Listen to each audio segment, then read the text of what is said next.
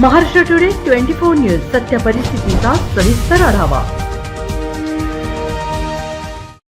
बीड जिले में एक व्यापारी को गो तस्कर समझकर गोरक्षकों द्वारा बेरहमी से पीटा गया, जिसके चलते 8 आरोपियों पर पुलिस थाने में मामला दर्ज हुआ है और उनमें 4 आरोपी हिरासत में हैं और 4 फरार बताए जा रहे हैं। सरकार ने गोवंश कानून बनाया है, लेकिन गोरक्षण के नाम पर कानून को हाथ में लेकर बेरहमी से पीटने का अधिकार क्या सरकार ने दिया है? बीप ट्रांसपोर्ट कंपनी से सरकार कितना मुनाफा कमाती है? गोवंश कानून के नियमों का अगर कड़ाई से पालन किया जाए तो शांति और सुव्यवस्था बनाई जा सकती है। गोवंश कानून से संबंधित जानकारी आम जनता से सरकार तक पहुंचाना जरूरी है।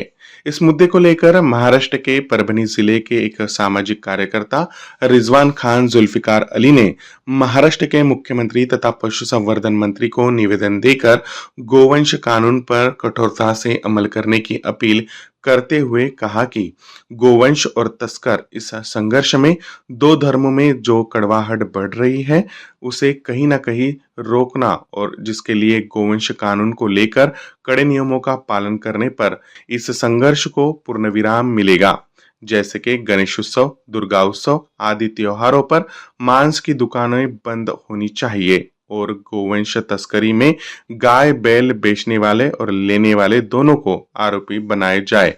इस विषय पर महाराष्ट्र टुडे के साथ चर्चा के लिए जुड़े हैं परभनी के रिजवान खान जुल्फिकार अली। आइए देखते हैं इनके साथ की गई चर्चा महाराष्ट्र टुडे के साथ बिंदास बोल में। लिया और खुद को पुलिस समझे, थानेदार समझे खुद को यहाँ के, और कानून अपने हाथ में कानून की लाठी चलाने की कोशिश उन्होंने की। तो ये बहुत गलत बात है। पुलिस ने इसमें बहुत सख्त रही और ऐसा मैसेज हम देने की कोशिश किया कि हम इनको छोड़ेंगे नहीं। तुरंत हमने सभी आरोपी को अरेस्ट किया है, उनको हमने अरेस्ट करके लॉकअप में डाला है और कोर्ट में प्रोड्यूस किया है। कितने आगे भी हम बर्दाश्त नहीं करेंगे। पुलिस बहुत सख्त रहेंगी। जिस चीज़ को कम्युनल रूप दिया जाता है उसके लिए तो हम बहुत सख्त रहने वाले हैं।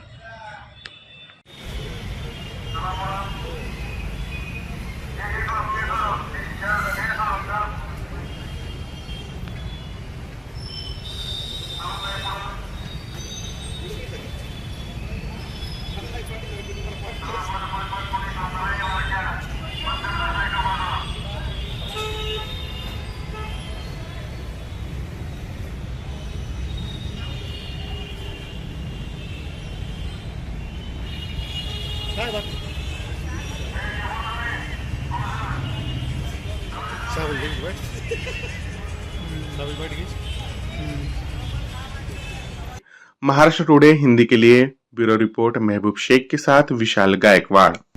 आस्था की आड़ में मानवता का हनन।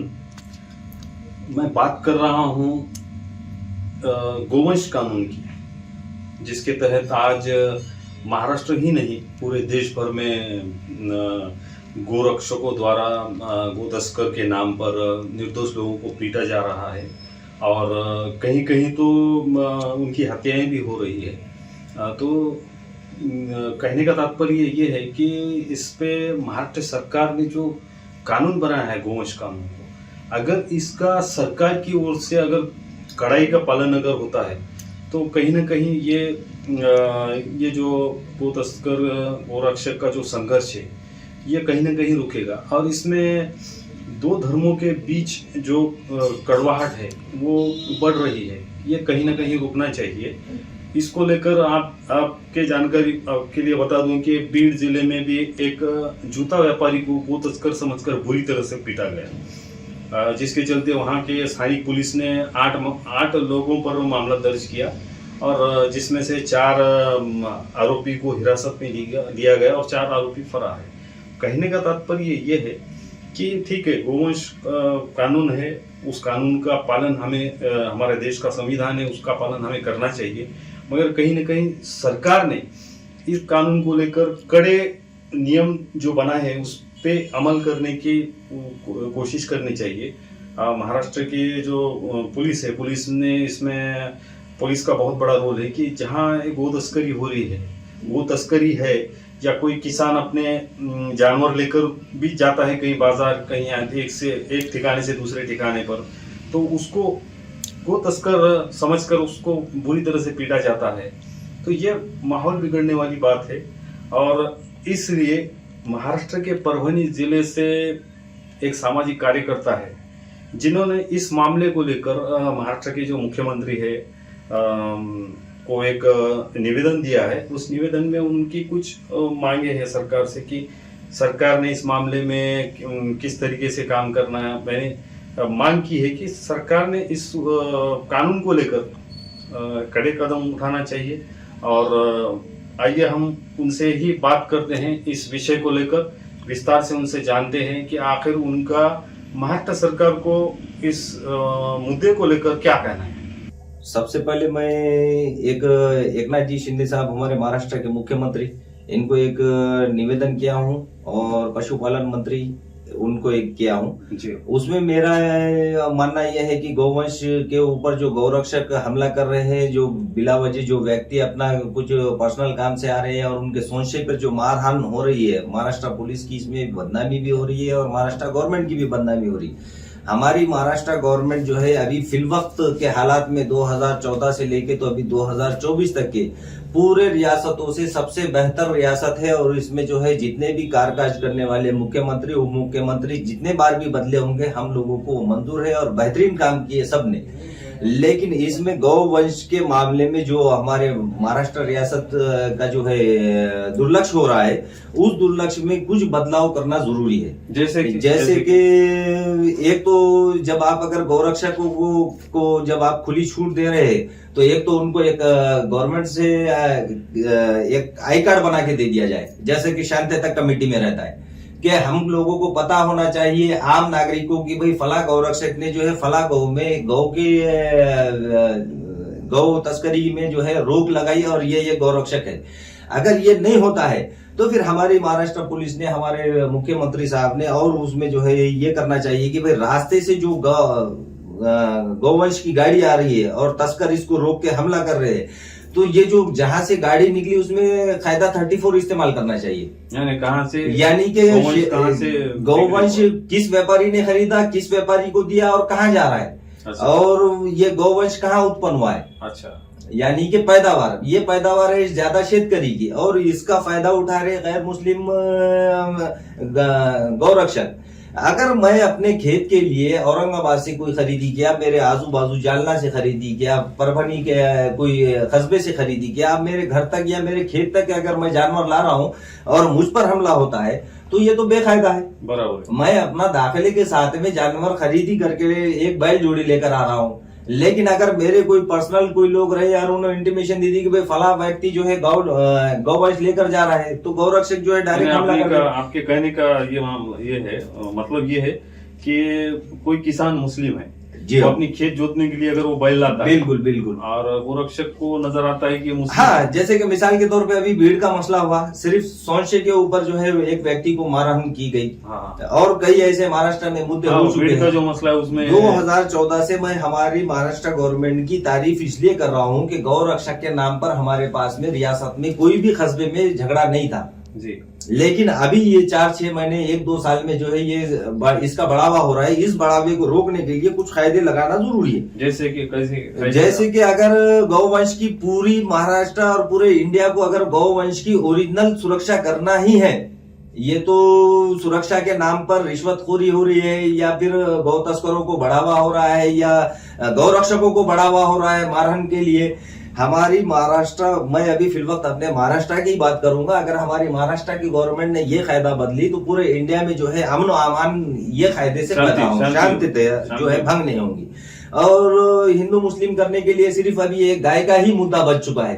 तो लिहाजा मेरी हमारे मुस्लिम बांधवों से ये अपील है कि आप जो है ना भाईचारे के लिए गोश्त खाने की कुर्बानी दे दो, मुर्गा खाओ, बकरा खाओ, दूसरे भी आइटम है, गौरानी मुर्गी पालो, बहुत सी चीजें है। इसको जो है ना आप मुद्दा नहीं बना सकते देश तोड़ने के लिए। अब रही बात दूसरी कि गाय की अगर ओरिजिनल हमारी गवर्नमेंट सुरक्षा करना चाहती है तो गाय के लिए एक लंगड़ी लुंगड़ी या अपंग हो गई, तो जैसा गौशाला लगाए उसके लिए एक प्राइवेट हॉस्पिटल होना, गवर्नमेंट की तरफ से वहां पे एक वेटरनरी डॉक्टर होना, उसकी पूरी सहूलत होना। अगर कोई मुस्लिम शेतकरी है या हिंदू शेतकरी है, उसके पास में अगर गाय बैल की तबीयत खराब होती है तो और उसकी इस्तेताद इलाज करने की नहीं है तो उसने जो है लाकर वो वहां पे जमा कर देना। अगर वो वहां पे मर जाती है तो गवर्नमेंट के पास में नोंद रहना, उसका एक शमशान भूमि भस्म केंद्र होना। यानी कि मैं चाहता हूं कि जब अगर गाय के नाम पे पूरे इंडिया में ये ऐसे हालात तनाजी के अगर रहे तो आम नागरिक, आम आदमी, आम हिंदुस्तानी जो अपने आप को फखर से सोने की चिड़िया का रहवासी बताता, उसको चाहिए कि गाय को जो है फिर हिरन का कायदा लगा दीजिए। गौ हत्या पे जो है हिरन का कायदा लागू करना जरूरी है फिर।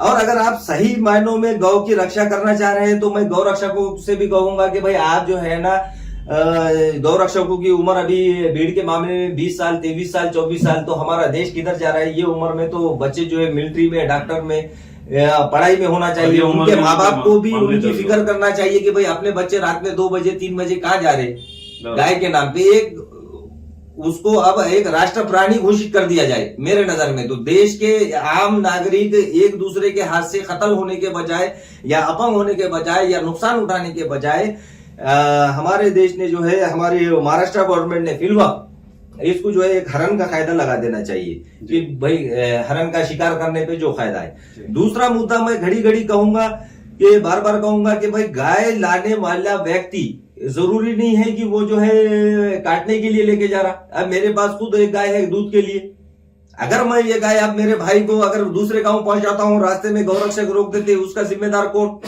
अब मेरे पास में 10 साल से गाय है। यानी कि गाय और उसका बैलवंश जो है हमारे खेती के लिए, हम जो अनाज खा रहे हैं उसके लिए इतना महत्वपूर्ण है कि इसका मुद्दा हटाते हुए सिर्फ डायरेक्ट अगर कुरैशी के ऊपर मुद्दा ला रहे हैं तो ये भी गलत बात है। और व्यापारी पे अगर ला रहे हैं रास्ते में, अभी हमारे पास में 2 मुद्दे चढ़े, गोश्त की दुकानों के मुद्दा चल रहा है और रास्ते से जो गौवंश आ रही है उसका मुद्दा चल रहा है। गौवंश आते वक्त जो है गौरक्षक रास्ते में गाड़ी रोक दे रही। मिसाल के तौर पे औरंगाबाद से या बीड़ से कोई माल निकला है खेती के लिए, अब पूर्णा को जाना है उसको, उसकी खेती पूर्णा में, उसने वहां से खरीदी करने के बाद इतना जो रास्ते का डिस्टेंस उन्हें तय कर रहा, वहां से कुछ नहीं हो रहा, लेकिन जिले में एंट्री करने के बाद जो है उसके ऊपर गौरक्षक हमला कर दे रहे। तो हमारी महाराष्ट्र पुलिस को मैं ये बोलूंगा कि आपने दाऊद को भगा दिए, अच्छे अच्छे डॉन लोगों को, गैंगस्टर को भगा दिए महाराष्ट्र पुलिस ने हमारी। तो हमारी महाराष्ट्र पुलिस से मैं ये नम्र विनती करूंगा कि थोड़ा ध्यान आप लोग जो है जात पात से हटकर ये मुद्दे पे ध्यान दीजिए कि रास्ते में जो प्रणाली है, आरटीओ की है, सिटी पुलिस की है, ये जो भी है, अगर वहां पे ऐसा कुछ दिखता है तो वो गाड़ी के ऊपर पात लगाए कि भाई ये पालने के लिए। हाँ, पालने के ऊपर से एक और एक मुद्दा मैं एकनाथ जी शिंदे को दिया हूं कि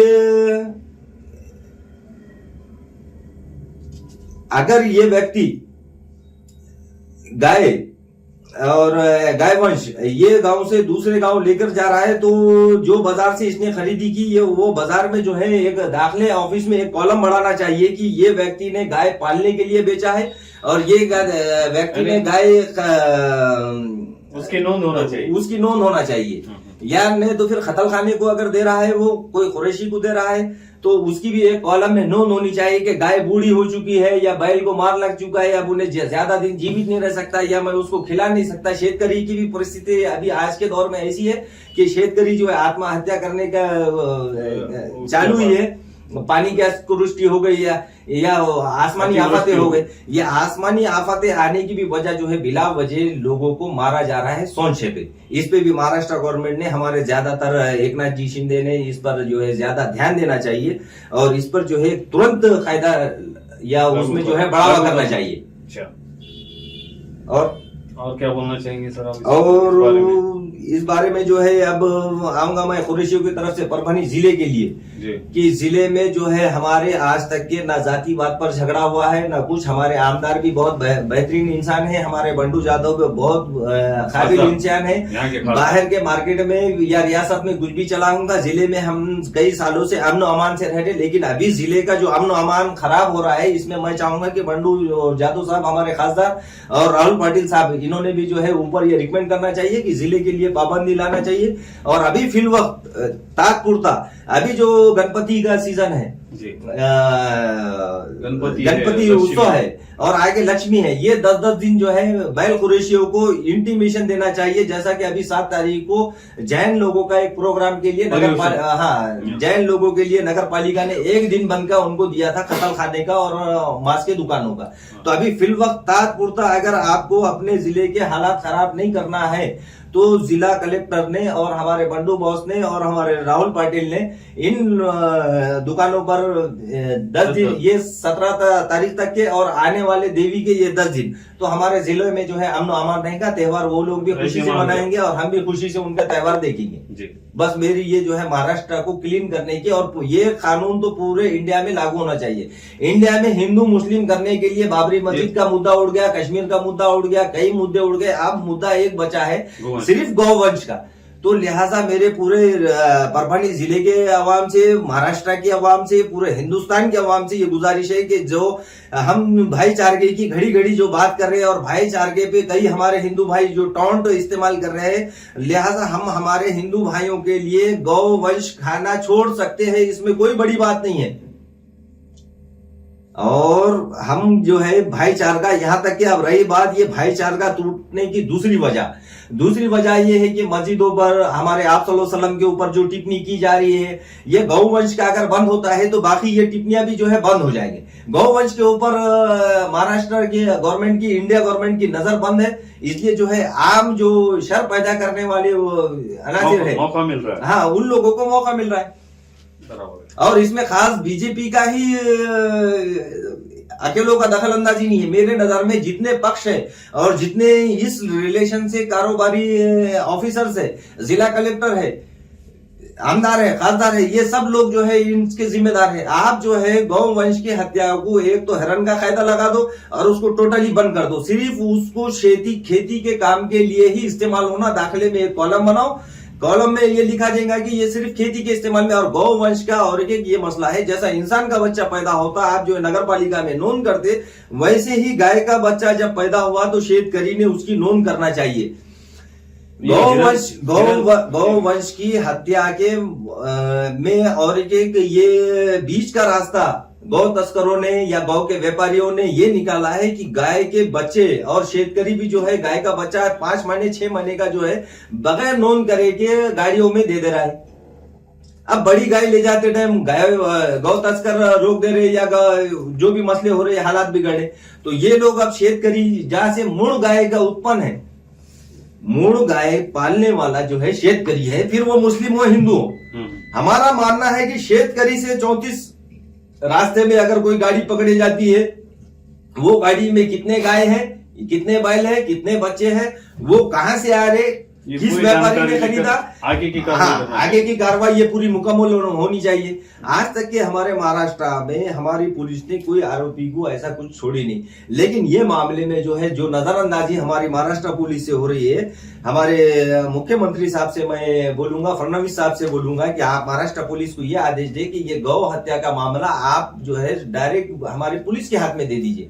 वो सब राइट 34 में बिठा देंगे, और 34 में एक मर्तबा बैठने के बाद जब शेतकरी के पास से गाय वंश बिकने के लिए निकलेगा ही नहीं, तो रास्ते पे हत्या होंगी नहीं, मारतोड़ होंगी नहीं, और ना कुरैशी के दुकान पे जो है बैल वंश कटेगा।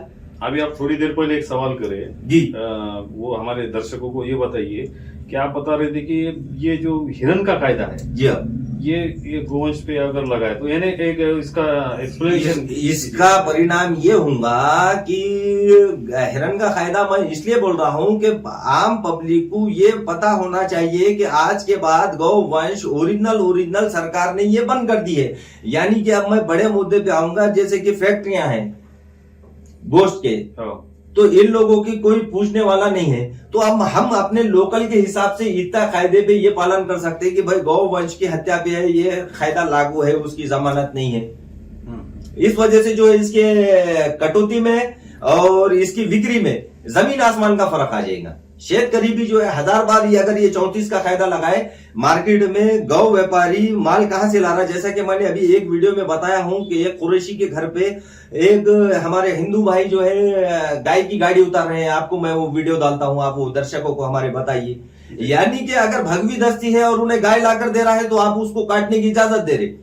और अगर वहीं पे अगर कोई दाढ़ी वाला है, गैर मुस्लिम भी है, तो आप उसको सोन से पे जान से मार दे रहे। उससे ये भी नहीं पूछ रहे कि साला तू हमारा हिंदू भाई है या मुस्लिम है, सिर्फ दाढ़ी रखने पे उसको जान से मार दिया जा रहा। और महाराष्ट्र गवर्नमेंट को और इंडिया गवर्नमेंट को मैं ये साफ खुलासे से ये बताना चाह रहा हूं कि गाय वंश के व्यापारी सिर्फ मुसलमान ही नहीं है। ओरिजिनल गाय वंश पैदा होती शेतकरी के पास में, फिर वो मुस्लिम कितने परसेंट शेतकरी है और हिंदू कितने परसेंट शेतकरी है, आप अपने रिकॉर्ड से देख लीजिए। मैं यहाँ पे कोई हिंदू और मुस्लिम करने नहीं आया। मेरा उद्देश्य महाराष्ट्र जो अभी तक के 2014 से लेके अभी तक के छोटे मोटे घरों में तो झगड़े चलते, वैसे ही हमारे महाराष्ट्र में भी छोटे मोटे मुद्दे हुए, वो लिहाजा कोई ऐसे मायने नहीं रखते। लेकिन अब जो बड़ा मुद्दा नहीं होना चाहिए और हमारे महाराष्ट्र का नाम खराब नहीं होना चाहिए, इसलिए महाराष्ट्र की शांतता और उसकी जो है सुरक्षा के लिए ये कायदे लगाना लाजमी है, जरूरी है। आजच महाराष्ट्र टुडे 24 न्यूजला सबस्क्राईब करा आणि सत्य परिस्थितीचा सविस्तर आढावा पहा।